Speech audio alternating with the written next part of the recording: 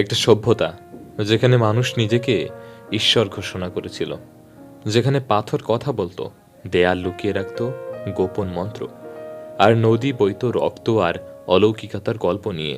এই দেশটাই দেখেছে একজন ফেরাউন যে বলেছিল, আমি তোমাদের প্রভু, আর একজন নবী যার হাতে ছিল লাঠি, কিন্তু শক্তি ছিল আসমানের। প্রশ্ন হলো, মিশরের পিরামিড কি শুধুই কবর? ফেরাউন কি সত্যি মারা গিয়েছে? আর এই দেশের নারীরা, তারা কি শুধুই ইতিহাসের নীরব শিকার? আজ আমরা ঢুকব পৃথিবীর সবচেয়ে রহস্যময় দেশের ভেতরে, মিশর। ভিডিওটা শেষ পর্যন্ত দেখো, কারণ প্রতিটা দেয়ালের পেছনে লুকিয়ে আছে এমন সত্য যা বইয়ে লেখা হয় না।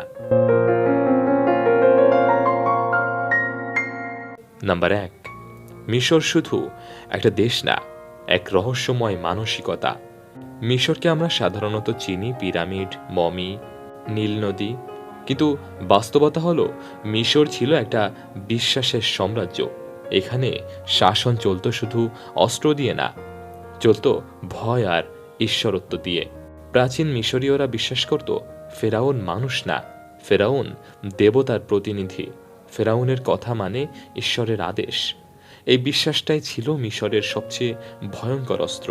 তুমি যদি প্রশ্ন করো ফেরাউন ভুল করেছে কেন, তাহলে সেটা হতো ধর্মবিরোধিতা, রাষ্ট্রদ্রোহ, মৃত্যুদণ্ড।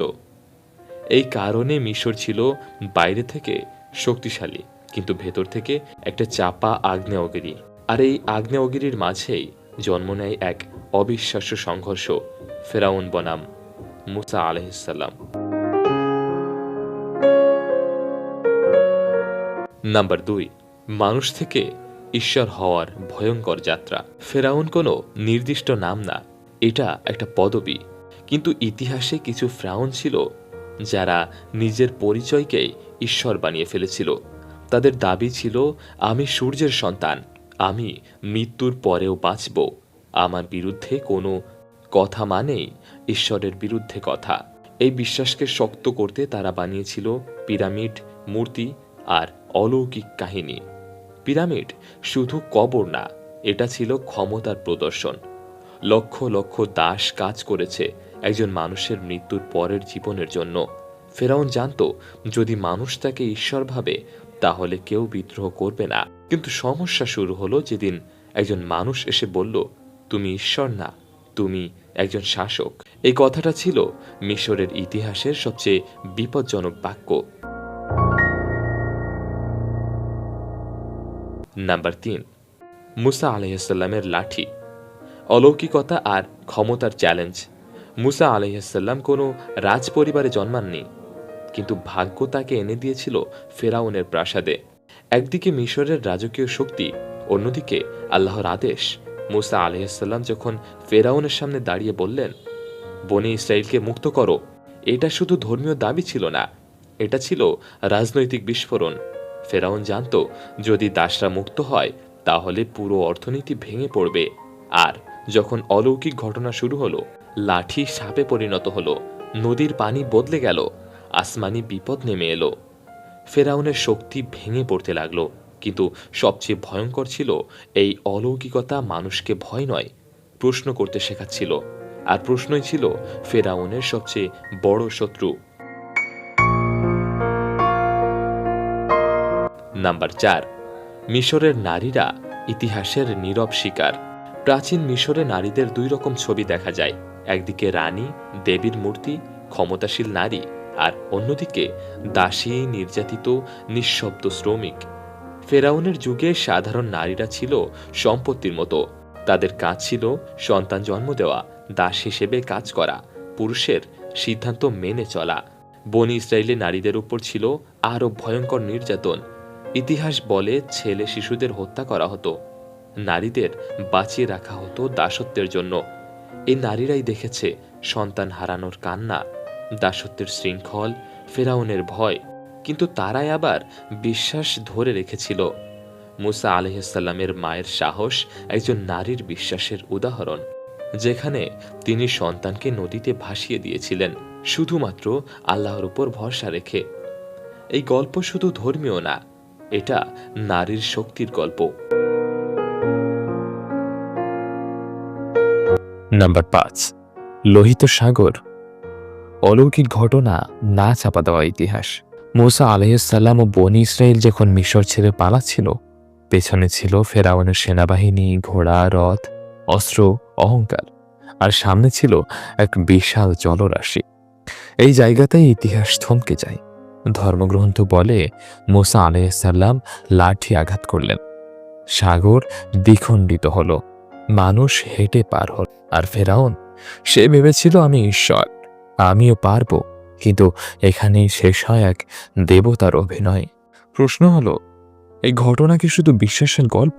আধুনিক গবেষণা বলছে লোহিত সাগরের কিছু নির্দিষ্ট জায়গায় ভূপ্রাকৃতিক ঘটনা এমনই, যেখানে প্রবল বাতাসে অগভীর জল অস্থায়ীভাবে সরে যেতে পারে। কিন্তু রহস্য এখানেই, ঠিক সেই সময়েই কেন, ঠিক সেই পথেই কেন, আর ঠিক ফেরাউন ঢোকার পরেই কেন জল ফিরে এলো? ইতিহাস আর বিজ্ঞান এখানেই থেমে যায়, আর শুরু হয় বিশ্বাস। নাম্বার ৬, ফেরাউনের মৃত্যু। মরেছে মানুষ, বেঁচে গেছে অহংকার। ফেরাউন ডুবে গেল, কিন্তু তার গল্প শেষ হয়নি। কোরআনে বলা আছে, আজ আমি তোমার দেহ সংরক্ষণ করব, যাতে ভবিষ্যৎ মানুষের জন্য নিদর্শন হও। আজ মিশরের জাদুঘরে তুমি দেখতে পাবে একজন ফেরাউনের সংরক্ষিত দেহ, শুকনো, শক্ত, মুখে আতঙ্কের ছাপ। বিজ্ঞানীরা বলেছে ফুসফুসে লবণাক্ত পানি, হঠাৎ শ্বাসরোধ, পানিতে ডোবার আলামত। একজন যে নিজেকে ঈশ্বর বলেছিল, সে মারা গেছে একজন সাধারণ মানুষের মতো। এই মমিটা শুধু একটা দেহ না, এটা একটা সতর্ক বার্তা। ক্ষমতা যদি অহংকারে বদলে যায়, শেষটা হয় লবণের পানিতে। নাম্বার ৭, আধুনিক মিশর।